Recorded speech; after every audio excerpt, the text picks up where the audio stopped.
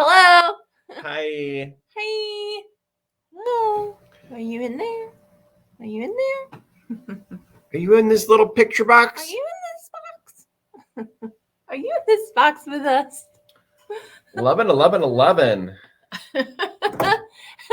Yeah, I think we started right as it was getting ready to turn to 11:12. So exciting. Mine is good. Good morning, kisses to you. Morning kisses to you.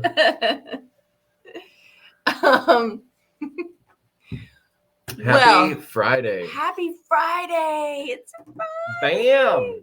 Bam. You made it. You did it. You got here. If you're a business owner, your week has just started. But whatever.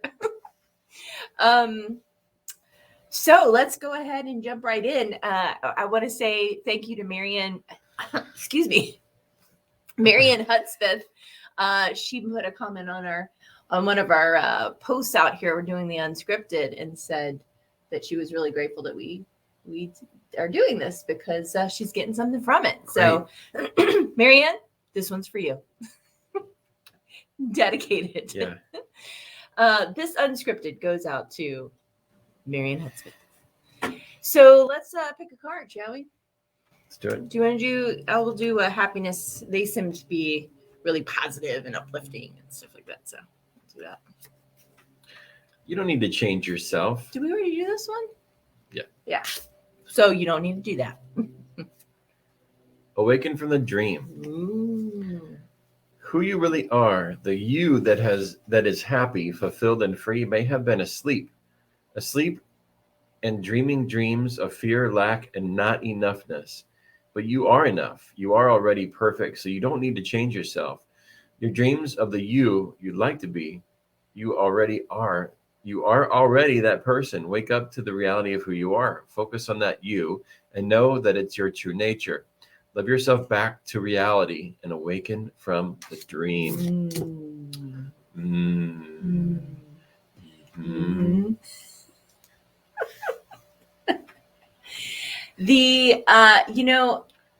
When I used to tell people what I did for a living for doing hypnosis, I would say, I don't hypnotize people, I dehypnotize people. And it is kind of like helping them wake up from their dream. And when you become a hypnotherapist, if you choose to do that and look into that type of world, that's really what's happening. And some of the myths around hypnosis, are like, oh, you're going to make me fall asleep and I'll get stuck in hypnosis forever or whatever. That doesn't happen. Gonna make me cluck like a chicken. Gonna make me cluck like a chicken. Chicken.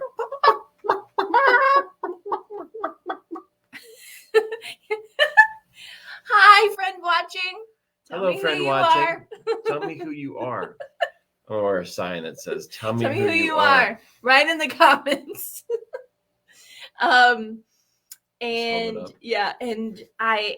So when we are dehypnotizing people, we're dehypnotizing them out of that lack, out of that fear, worry, concern, self-doubt, all that kind of stuff. And it really helps people to see the truth. Sometimes we don't know. This is one thing that my first original naturopath told me. He said, you don't know how bad you feel until you start feeling good. And when you have somebody that you partner with or that partners with you, as if you're becoming a clinician, is they will start to see that they've actually been feeling kind of bad. And their experience has been something they haven't even been noticing because they've been working off of old programming or old parent tapes. We call them parent tapes, but it doesn't necessarily mean that they come from our parents. It's just old programming that no longer works for us.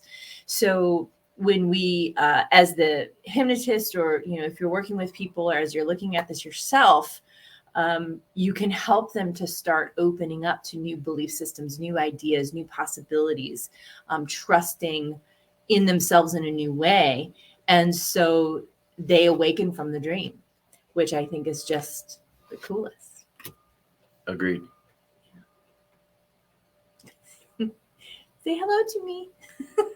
Say hello to me. What do you have to say about the dream, Boo Boo? The dream It's a good dream. Kenny, I watched the countdown and then no notification from Facebook that you were on. Boo! We're going to talk to them, Facebookers. Facebookers. Well, if you rewind it, Kenny, you'll see us clucking like a chicken. Yes, we clucked like chickens, and it was delightful. Yeah, the dream is... It's the dysfunction. It's a good dream. Yeah, it is the dysfunction. Yeah. So, yeah, it's like use the dream, don't be the dream, is what one of my coaches always taught me. You know, if you know the rules, you can play the game. And we talked about that by, you know, part of it is law of attraction type of stuff. And other parts of it is use, you know, if you spot it, you got it. So whatever you are seeing, realize that it is your energy. And if you're reacting to it, then you're just in a fight with yourself. And if you are, if you're appreciating it, then you're not in conflict. So, yeah. So use the dream to realize that it's all your energy, even if it's happening outside of you, and that can help you to level up in whatever way that you want. Mm-hmm. All right. Cool. So, yes. I'm putting a hand down for some reason. I'm like, here, pick this card. People like what's familiar. True. I think we did this one. Did we? Okay. I think so. Maybe we should put the ones we did at the bottom of the deck. Nah, that seems very organized and helpful. I don't know if I want to do that. This is a joker. Develop an optimistic outlook.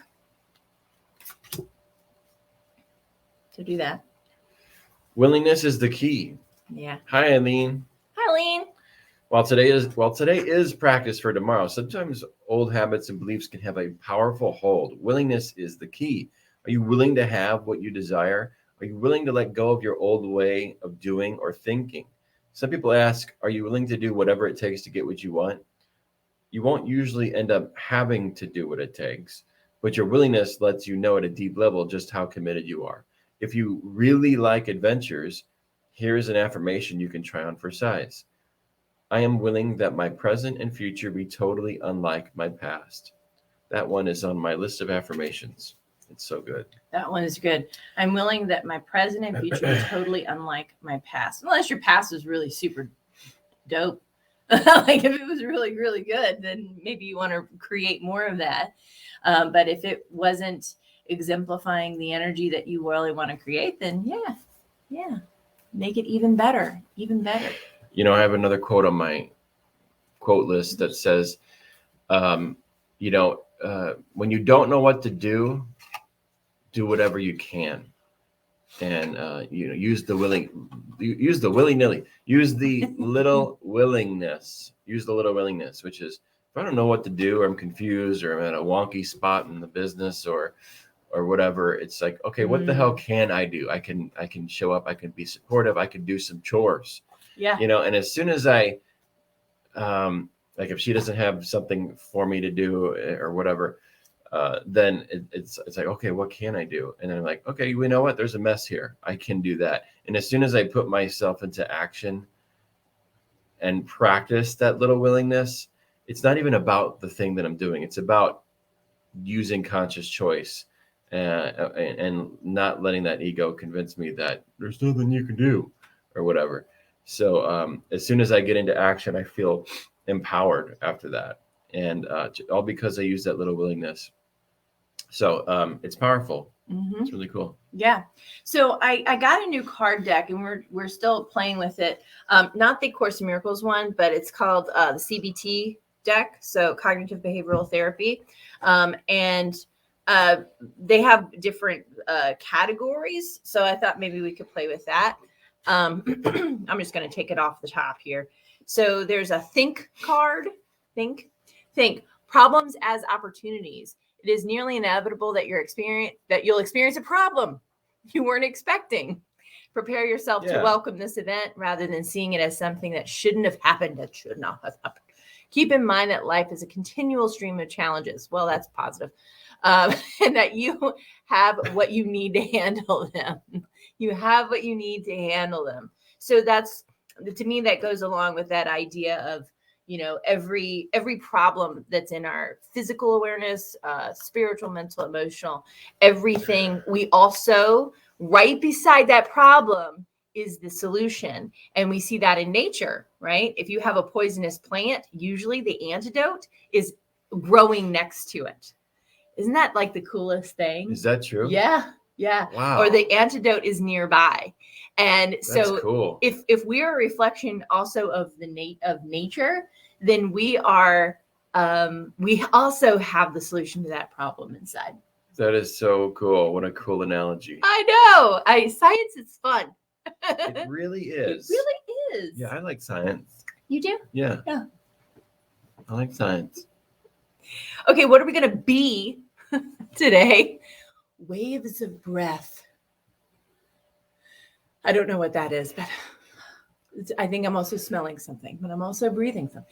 Set a timer for 3 minutes and sit comfortably with your eyes closed. Listen, when you set a timer for 3 minutes, it is like an eternity. Anybody with me on that one? Comfortably with your eyes closed. See yourself seated peacefully on a sandy beach. If you don't like beaches, then do mountains or something else that you like. Feel the breath moving in and out like the ebb and flow of the waves on the shore. Treat each thought that appears in your mind like a bird that walks into view. Let the bird do what they like while you breathe with the waves. That's kind of a good exercise. Yeah. Like yeah. Just let it be kind of something, the thoughts are as kind of unsubstantiated as just movement on the beach there. Well, it's kind of fun. Yeah, I like it. So waves of breath. Set a timer today for 3 minutes. 3 minutes. 1, 2, 3. Act. What are we going to do today, boys and girls? Open to joy. Lift the corners of your mouth into a slight smile, as dedicated or as exemplified here. Now think of ways to inject some fun in your day. It's easy to lose your sense of playfulness when we're busy and stressed, and we can move through entire days in a constant state of seriousness. Adopt a lighter touch, even with your stress and responsibilities, as you make room for play. So, what are you going to play today? Tell me what you're going to play. What are you going to do in the comments? Tell me, Kinnykins. Tell me, Eileen.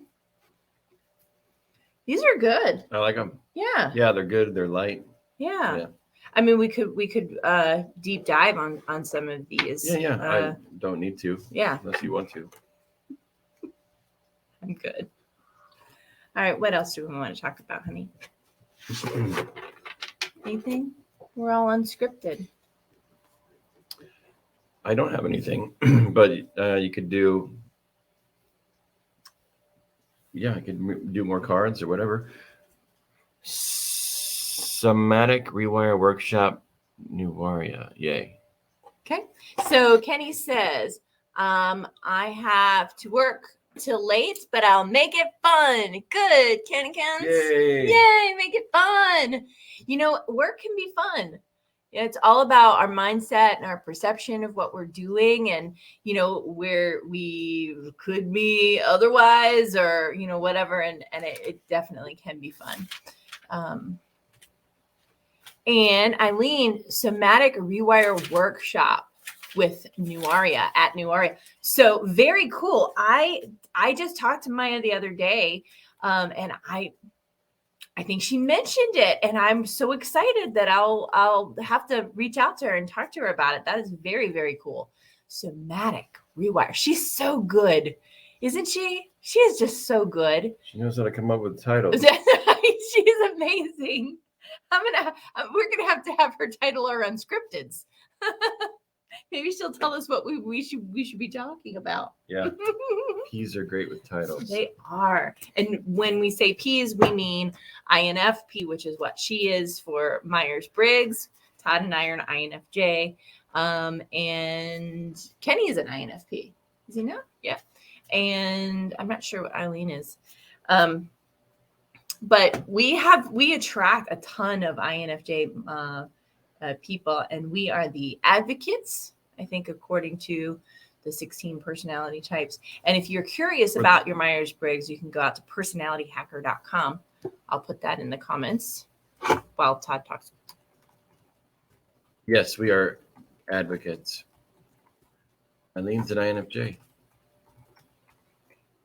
Really? Well, that explains why you're here. I'm telling you, at some point, we're just going to do a INFJ channel, because there is. I've tried doing that before. Yeah. It didn't work out. Well, a lot of times INFJs don't know how to identify themselves, because we're so rare. But the funniest thing about it is that we always attract INFJ students and people into our practice, because I think we just get them. We get INFJs. We get the intuitive, the introverted, intuitive feeler types who are. We speak their language. Yeah, really practical and grounded. Yeah, we speak their language. We're one of only 2 types who use the introverted intuition as our dominant type. You know, the INTJ uses perspectives also. Yeah.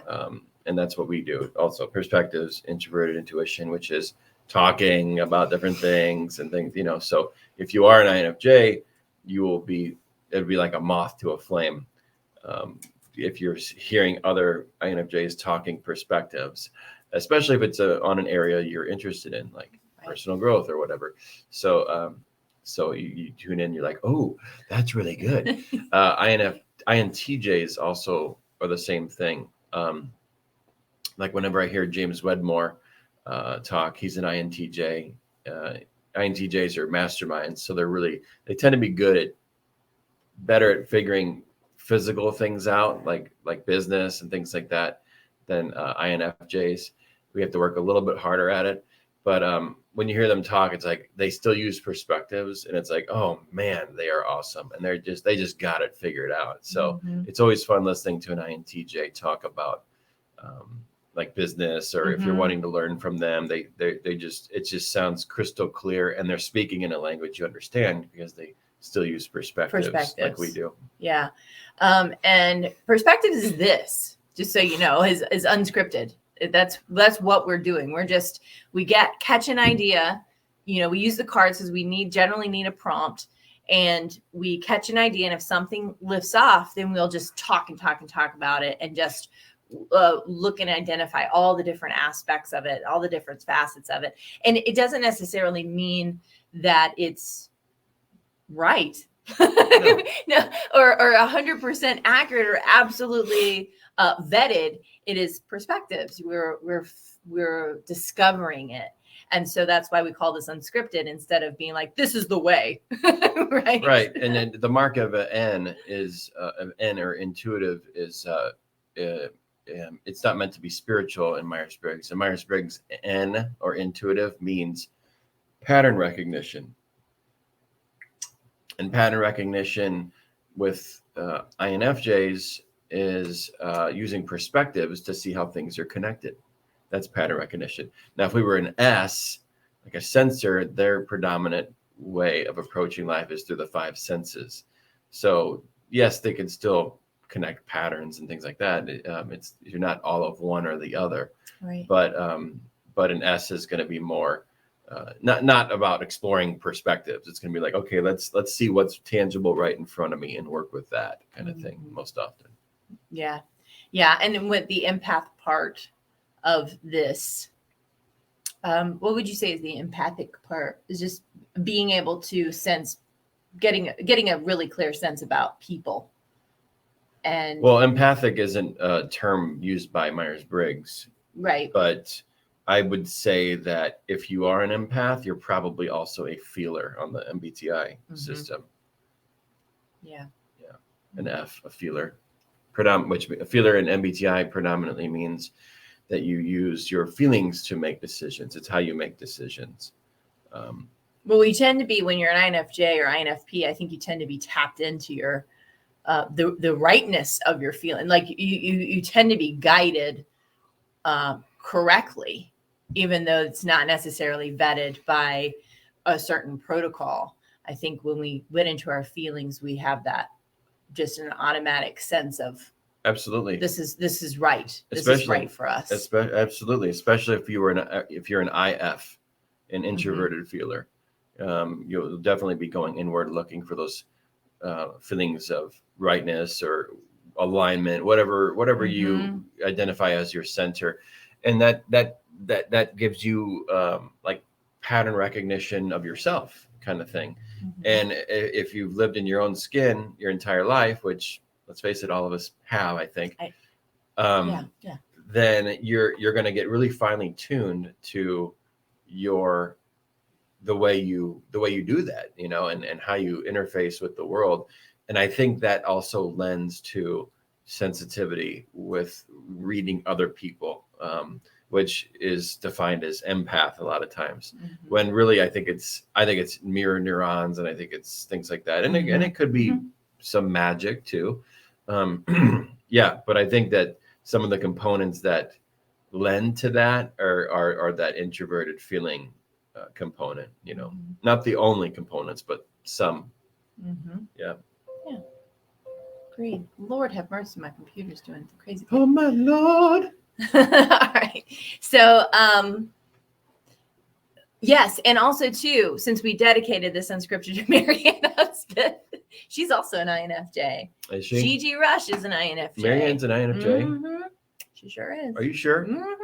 Yeah. Wow. Yeah. I mean, I could probably think Marianne about Husband. doubting myself, but I'm pretty sure. Yeah. Well, did she take like 2 tests? No, I think anyway, if Marianne, just tell me if I'm wrong, but yeah, tell me if I'm wrong. I think you did tell me you were an INFJ, because I feel them, like Cindy Kaufman's an INFJ. A lot of the people in our communities that are drawn specifically to us are INFJs or are NFs or ENFs. A lot of them are, I would say 90% of them are feelers. Yeah. I think the people who have worked with us the most closely tend to be INFJs, like who are really in our inner circle. Right. Like Chantel and Shelly Canales. And I mean, like, I can't believe Shelly's an INFJ. Isn't that wild? I figured she might be extroverted or something. But what the thing is that when we always, and I think as an INFJ, when we first hear somebody say, well, do you want to do a personality test? Sometimes our reaction is like, no, what do you need to know about me? Or I've never been able to find a test that was really valid for me, because I feel like I'm so many different things, or I'm not any one thing that I could be categorized. I feel so outside of the box. And that's I've noticed that a lot with INFJs who then take the test, like Chantel, and then they're like, oh, wait a minute, that is me. And it's because we're just rare. You were rare little birds, even though we found each other, so let's all flock together and be awesome. Why not? Why not? Let's do an NLP card. We have got 50,000 card decks, or at least 6. It's kind of hard to walk through the apartment without tripping on all these piles of 50,000 card decks. I know, right? I'll just pick one. This is a Belief Buster card. I don't like these are really one. good. Yeah, I was wondering when we were going to get to these. Ooh.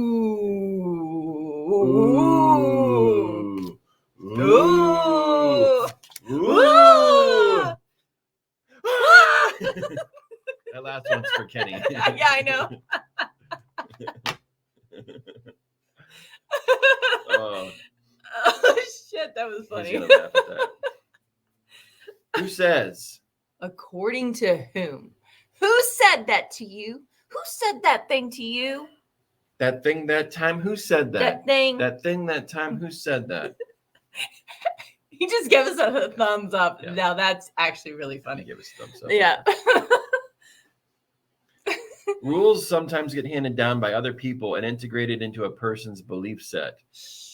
This question can get the person to backtrack, and that's like parent tapes right there. Yeah. That's a definition. Yeah. This question can get the person to backtrack to where the rule came from. Who says? According to whom? there's a big difference between a hand-me-down belief and one that's been generalized from a person's own experience. Watch and listen for nonverbal cues. Winning isn't everything. It's the only thing. Who says? Eyes flick straight across to his left. Me, I think. And how did you come to believe that? Playing football when I was 6, the teacher used to tell us. Mm-hmm. Are they stating an unwritten law or rule that's been given to them by someone else? Yeah, and I think when we just ask ourselves these questions, right, and it's very similar to that process that Byron Katie uses. The work, where she says, "Is it absolutely true? Tell me the thing. Is that thing absolutely true? 100% of the time?" And the answer is almost always no. It's not always true, because we're working off of one piece of perception that we've has been handed down to us, and then we get to go, well, is that absolutely true 100% of the time? And it works for the good stuff, the bad stuff, and because the thing is that whenever I look at that from my INFJ perspectives, I'm going to look at every single thing. So we look at every single belief thread, every single idea or concept, good or bad, because all events are neutral. Everything is actually neutral, and everything only has the meaning that we give to it. So when we say, "Who said that?" Who said that to you? It's a really wonderful and easy belief busting process, because you have that inner awareness to say, hold on, is this absolutely true? Where did I learn it? And then whatever it was. So I was actually doing this with Liz Dawn, who is awesome, good friend of mine. And she said, "So where did you learn that first?" I was going through some belief systems things. I was just talking. And she was like, "Well, where did you first hear that? Who told you that?"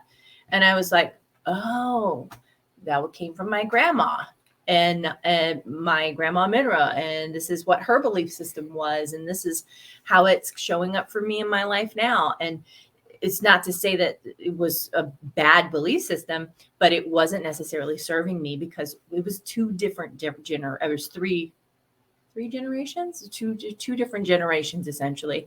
Yeah, and 3. And so what she lived and went through back then was not the same thing that I live and go through now. And so me borrowing her belief system no longer served my current moment awareness. This is Kenny saying. Kenny says, "Unearthing the specific messages can be tricky, but yes, this is fundamental." You got it, brother. Yes. Little bouncing ball. Yeah, sing along. Yeah. Very true. Very true. It is tricky. Very tricky. So I feel like talking about MBTI more. okay. If any of y'all are not familiar, explain a little bit more about the cognitive functions. Okay. That feels fun to me, actually. That's fun. So you got your I, so you got your 4-letter, you got 8 cognitive functions, right? Now we have all 8, but we are dominant with 4 of the 8. So you might be, let's say, the first one is E or I. You're either introverted or extroverted, right? Predominantly. Now, me and Kira, when we take the bigger MBTI test, we're more like this when it comes to extroversion, introversion. It's not like this. So yes, we are predominantly introverts, but we also have an extroverted side too that we can dip into anytime we want. So if you take like the big official MBTI test, you might get percentages on how much you are of each one. A lot of free online short 10-minute tests are not going to offer that. They're just going to tell you what your 4-letter type is. But so just know that if you're an INFJ, it doesn't mean that it's impossible for you to be extroverted. That's not true, right? You are also extroverted. You've had those experiences. And it's also important to note that MBTI it's a map of the territory, but you are not the territory. So if you're an INFJ, that's not all you are. right? You're a lot more than that. Yeah. You're not the map, but it I'm does show gonna the map. link our map and territory YouTube video since you're Yeah. So I versus E, introvert versus extrovert, that's the first letter. So all that means in MBTI terms is that your introvert means your inner world is the real world. Mm-hmm. Extrovert means your outer world is the real world. It doesn't mean I'm introverted or I'm extroverted. You know, like that's how people associate with those words. But, right. But in MBTI terms, in Myers-Briggs type indicator, introvert means your inner world is the real world. That's the world that you pay the most attention to. Mm-hmm. Extroverts, the outer world is the world that they pay the most attention to. Next one you got is N or S. N stands for intuitive, which is not what you think it means according to MBTI. Intuitive means pattern recognition, connecting those dots. S means sensor, predominantly sensor identified, which is living life through the five senses, defining kind of the reality more so. And it's, we do both, right? Like I said, but which one are you more predominant with? Are you more about looking at those patterns? Like we said, we were with introverted intuition, that cognitive function is perspectives, which is very much a going inward and exploring, just the way I'm explaining MBTI now. It's connecting the dots. So that's your N versus your S. N versus S, I think, is probably the easiest thing to spot in people, in my opinion. But maybe not. Maybe there's that's debatable. Anywho, moving on. So we got F versus T.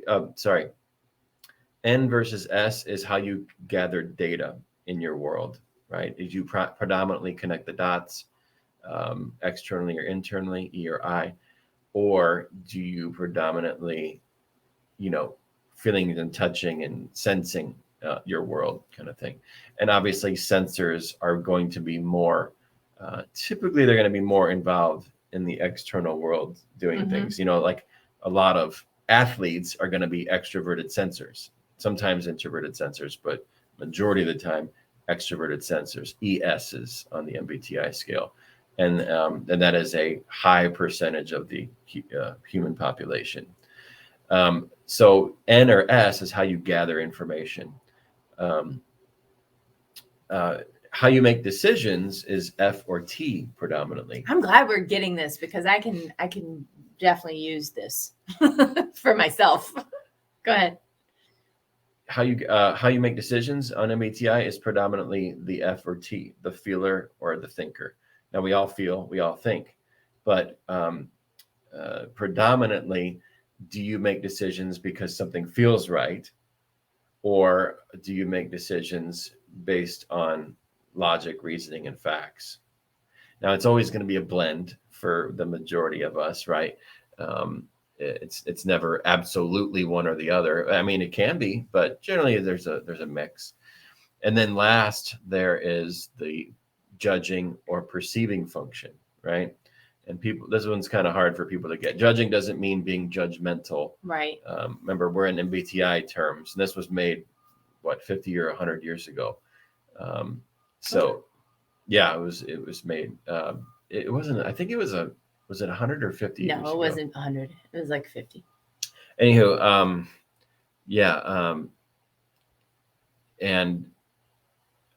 Carl Jung came up with it, popularized it after the two ladies came up with it. Was it Isabella Briggs and her daughter? Yeah, I believe so. Anyway, so the P and the J's are going to be more structured, more organized. People say they tend to wear darker colors, more solids. So that's how they express themselves. It's the function that you show to the world most often. P's are perceivers, so they are tend to be more spontaneous, more flexible, more they tend to be more vibrant with their colors. Sometimes when it comes to what they're wearing. But yeah, judgers and feelers. Judgers and perceivers are. There's more that I could say on that, but yeah. Anywho, judgers tend to be more structured. They tend to be more rule based. If you want an analogy, the J's are mostly the people who are behind the cameras. The P's are probably the people who are going to be in front of the cameras. Like Hollywood style kind of thing. So, anywho, that's your once over explanation of the different the 8 different functions and the predominant ones that we have. Yeah, that was your penny tour. Dime tour. So, I think for me, when I first started learning about Myers-Briggs, which I know I have a cursory knowledge of, like I can kind of make my way around it, but I don't know much. Yeah. Where it's helped me has with my clients is that what we would do is we would have them take the personality hacker test. Hi, Gigi. Gigi. I would have INFJ right there. Bam. I would have them take the personality test so that I could understand how to communicate with them better.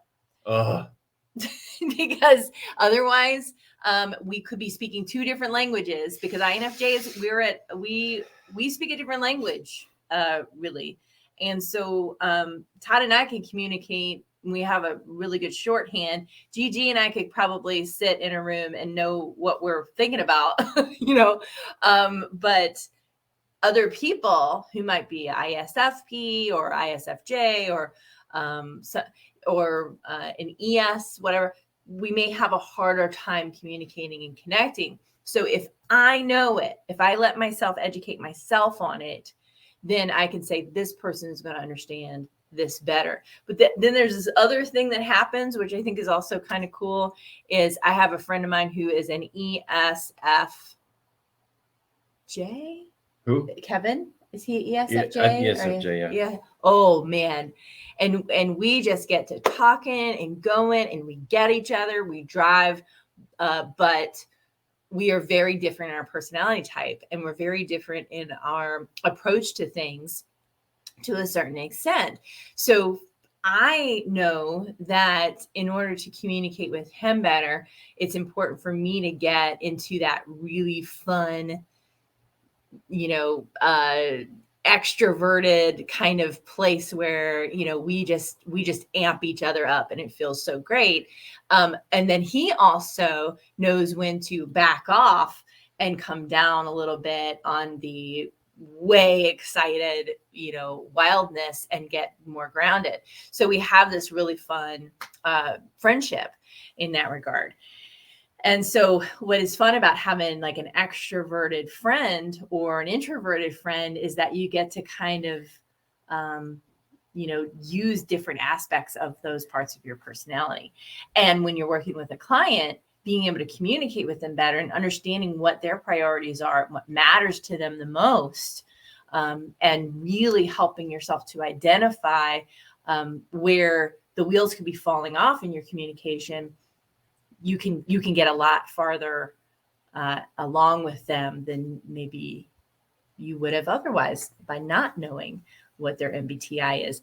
And it's a free test. Go to personalityhacker.com when you send your clients there, if you happen to be working with clients, and have them do that as part of their homework before they come in to their session with you. So that also helps them to gain some value because they learn a little bit more about themselves. And it helps you to know that they're going to be serious about getting their work with you done and getting some real good hypnosis, getting some really good therapy. So did you have something to say about MBTI? I could speak about MBTI until 12 a.m. tonight, like 12 hours straight. Yeah, if I wanted to. Yeah. So Kenny's saying, how well do the personality types of you two work together? How well do the personality types of you two work together? So us two, me and him with INFJs. The two people of the same type tend to see eye to eye on most everything. I mean, you could be into different things. Like I have an INFJ friend who has never cracked open a spiritual book or a psychology book, and has been in a different field and whatever. So it's fun to observe the functions and how we interact. So there isn't anything in common that we have, but we use the same functions. So I think it's easiest to see if you have more in common, if you have the same types. But if you don't have anything in common and you're the same type, I think it'll just take longer to identify that you do think similarly. You just because you just have less to talk about. But generally speaking, yeah, it's true. Because when you're an INFJ and you are into something, you are into that thing. Is it a lot, right? Right. And you know that thing really well. Right. So if you have an INFJ friend who is really into something else, I had an INFJ friend who was really into gaming. I don't have any interest in gaming. He was very into that thing. And I'm like, but be into my thing because I want to be able to talk to you. Because we have these similar personality types. It's hard to find that common ground. Yeah. If you understand MBTI and the cognitive functions, then you can see it operating in anyone, whether they're the same type or not. You don't have to have things in common, but it's easier to see in motion if you do have things in common, especially if you don't know MBTI, because then you can actually feel how you're connecting and seeing eye to eye, right? Because you can have 5 different people, 16 different people, 16 types into psychology and spirituality, and some of the people who you might connect with a lot more are going to be the INFJs and the kind of thing. If all 16 types were into spirituality, they would all be in it in a different way. Yeah. Which is kind of a fun thought exercise. It's like, what would a T look at? How would a T look at spirituality? How would an S look at spirituality versus it's kind of like, what would their expression of spirituality look like? Yeah. It would be different.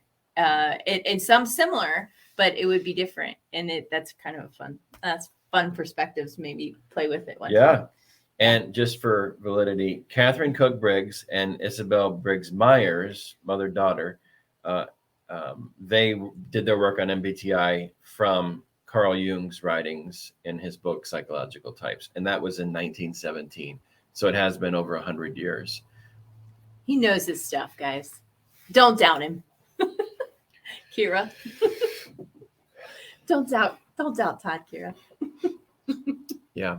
But MBTI is a horizontal model, and it assumes all types are the same. There's not any one type better than the other,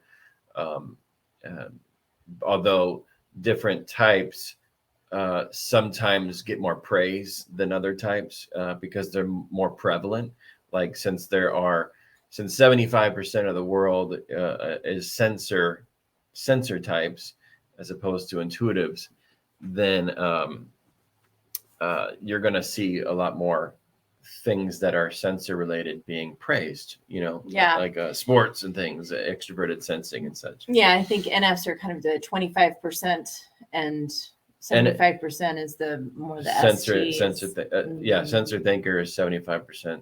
NFs are 25%. Yeah. And then you got your SFs and your NTs and different people. Yeah. So you've got this variety, but for the most part, the things that are praised are the things that keep the machines running. The financial institutions, the traditional medical institutions.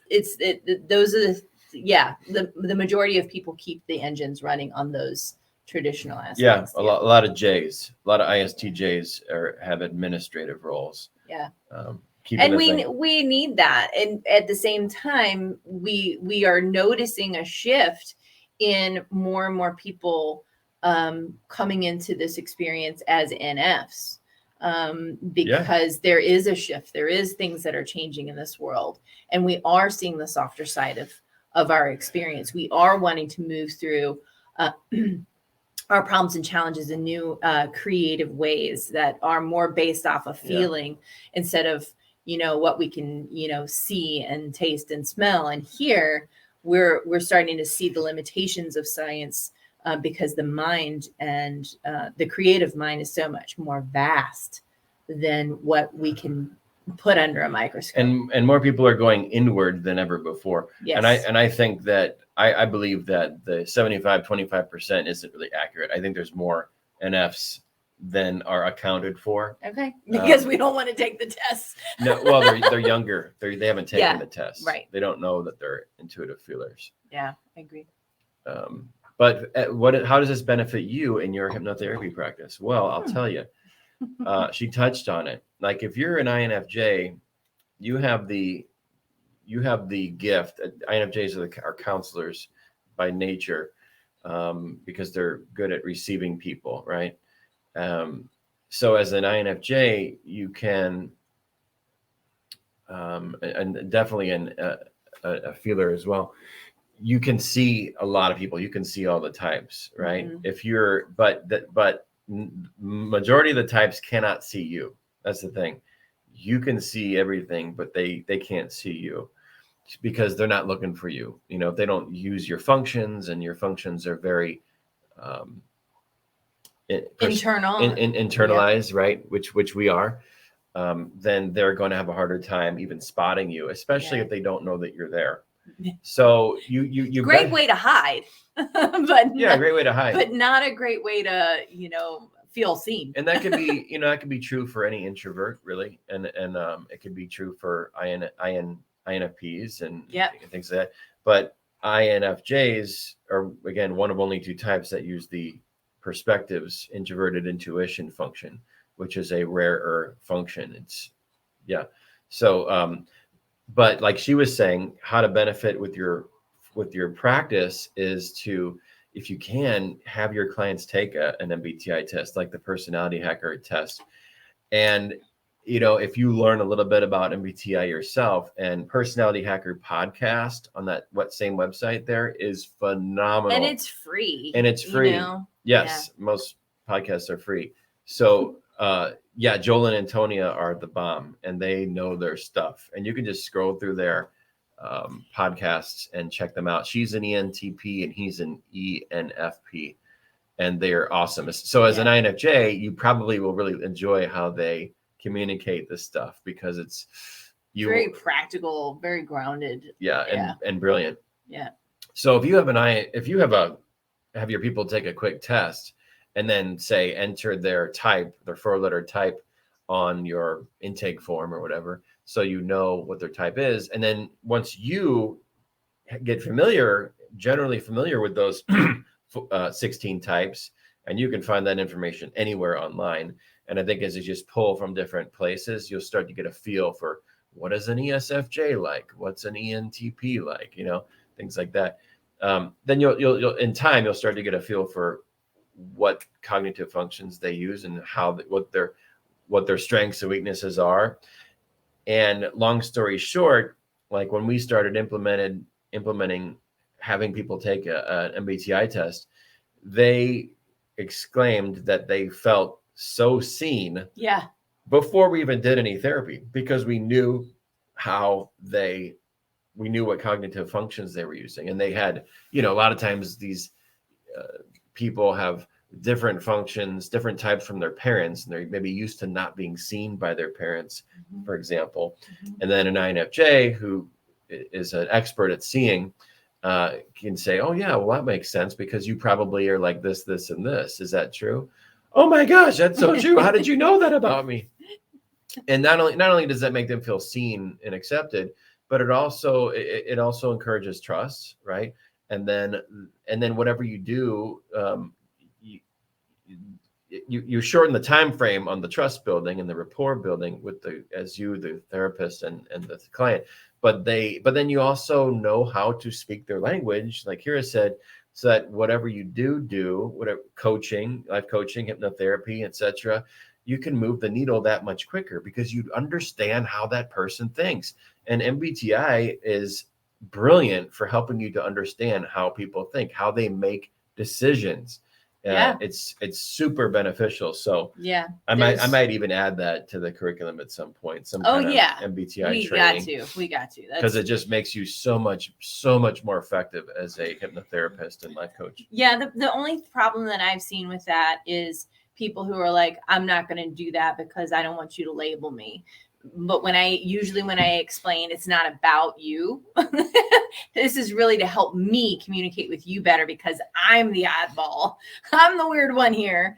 When I get that resistance, then they say, oh, okay, I'll do it. Because they just don't want to be judged. They don't want to feel like they're being we'll talk about why you feel judged in a minute. But I gotta first know what your MBTI is. Right. Yeah. So that'll be one of the things we work on. So you feel judged easily. Where did you first start? Where did you learn that? You don't come out of the room feeling judged. Yeah. So so it could be a great segue. It's an entry point. Yeah, into more therapy. That's great. This is fun. Yeah. This is the thing lately. Instead of me doing this, it's jutting forward. He really gets into it. Yeah. And then I got to work on my neck later. All right, 51 minutes. I think we're time to wrap it up. I feel like I'm getting started. But yes, we can wrap it up. I know it takes us like 15 minutes just to figure out what's going on. Oh, we got to get the motor running. We get the motor running, and that's with perspectives. Yeah. As soon as, and what's funny is because, especially with INFJs, since SE, extroverted sensing, is in our inferior function, our fourth quadrant, the least developed part, whereas in this world, it's predominantly in the driver function, right? We usually have to talk to figure out how we feel about things, or we have to journal it down. Yeah. And it's like, gosh, do I want to go out and do something else? Well, let's talk about it, and then you kind of get, and once you get your motor running as an INFJ, then you, especially if you're talking to another INFJ, then you get excited or whatever, and you kind of feel into what direction you want to do. And then, okay, let's do this. We're going to take this walk. Let's go. And Todd has to, whenever it's time for me to go for a walk, Todd is like, okay, come on, let's go for a walk. And I'm like, okay. But normally I'm like, no, I don't want to go anywhere. Yeah. Anyway. Yeah. Anyway. Yeah. He has to treat me like one of the dogs to get me going. Come on. And that's not a bad statement or derogatory. It's great. Sometimes I just got to get going. And it's okay to have preferences and other things. But I can get stuck. That's one of the very common trait of an INFJ is that we can get stuck. And we need our E's and we need our P's out there to help us get moving. Oh yeah. We definitely need a variety of types. And on that note, if you ever have employees working for you, make sure that they're not all the same type as you. Yeah, it's really important that they play the role. Yeah. That's a huge point. If you have all the same types as you might have a fantastic team of counselors or coaches, right. But no one's going to run the books very well.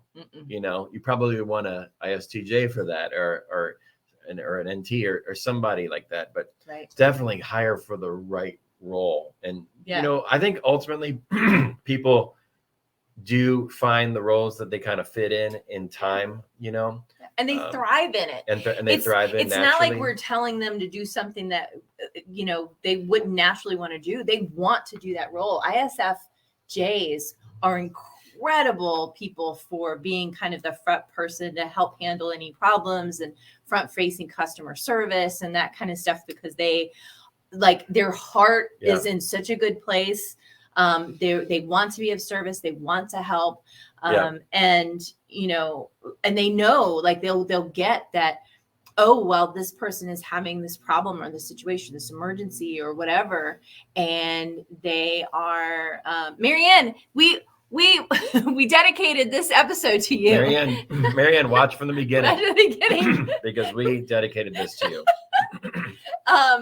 But they have such a giver's, loving, wonderful heart. And So when they get the external world and they get what's going on. So those are great front facing people. People doing the books, people in the background are terrific when it comes to the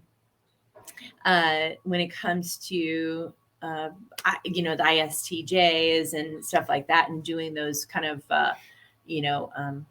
executive kind of moves. But you as the counselor, you could be very different. Yeah. Sorry. Well, yeah. I don't mean sorry. I mean, and. Yeah. Yeah. I just repeated everything he said, but. Yeah. So yeah, if you get to that point, hire the right type for that position. Yeah. Once you get to that point. Yeah. And hire the right type that might be doing work for you. Like if you're hiring out or getting a virtual assistant or getting a, what's it called? Somebody who does a VA? No, somebody who contractors, who are doing things. Sometimes you can find out what their MBTI is and you can hire them that way. You could be a part of their resume or part of their application process. So yeah. Especially if it's new or fresh talent too, when, it might be more financially feasible to hire someone fresh who you can train and who doesn't have huge salary requirements. And if you can vet them with the MBTI type, well, then you can really cultivate some great talent in a position that's best suited for them. Mm-hmm. So that's a really good application. Whereas later on in people's careers, they tend to probably have found the career that they are best suited for on their own, whether it takes a short amount of time or many years to figure that out. People kind of tend to end up doing what they naturally want to do, what or they're naturally good at, kind of suited for. Yeah. Mm-hmm. True. All right. Well, guys, thank you so much for joining us. We kind of spent this last half digging deeper into MBTI. Yeah, Myers-Briggs typology. We'll probably do more of that. I'll probably add this video specifically to our playlist on our YouTube channel for MBTI personality types. And we're gonna do more on MBTI for sure. I love it. It's so much fun. It's really, really helpful. So if you're just hopping on now, go ahead, replay it. Eileen, we love you. Marianne, we love you. Kenny Jaworski, we love you. Everyone who popped in and popped out and are doing their thing and going to watch the replay, we really appreciate you. And thank you for continuing to join us. I'm Kira. I'm Todd. This is Todd. And we are Unscripted and having a blast doing it. So thank you guys. If you want to join us, become a hypnotherapist, definitely be exposed to more of our amazing training and generate a new way of making money and helping people. You don't have to have any pre-qualifications of any kind to be a hypnotherapist, but and it is a holistic, one of the rare holistic modalities that is also recognized by the American Medical Association. So it is a sweet spot type of modality certification to get, because it is legitimized by the AMA, and you don't have to have any pre-qualifications. It is the best holistic certification to get to gain that credibility, legitimize what you're doing, and offer really good tools. And I think we're putting a blog out to that effect here coming soon. The blog, yes. Yeah. Yes. So yes. we'll let you know. We'll let you know. Yeah. We will let you know. Totally let you know. We'll totally let you know. Keep an eye on our blog. Currently I'm writing 3 blogs a week, and they are killer. They are very, very good blogs. We're getting our SEO up and running. So go to our website, click blog at the top. You'll see some really cool blog posts. Yeah, lots, and there's free training out there as well. So check it out. Free training. Yep, free training. Hypnotherapyschool.net. Hypnotherapyschool.net. All right, we'll talk to you Monday. Have a great weekend. Enjoy your time this weekend. Have some fun. Relax, rejuvenate. Take some good deep breaths. Imagine yourself on that beautiful beach. The ebb and flow of your breath, and just enjoy your creations. Bye. Bye.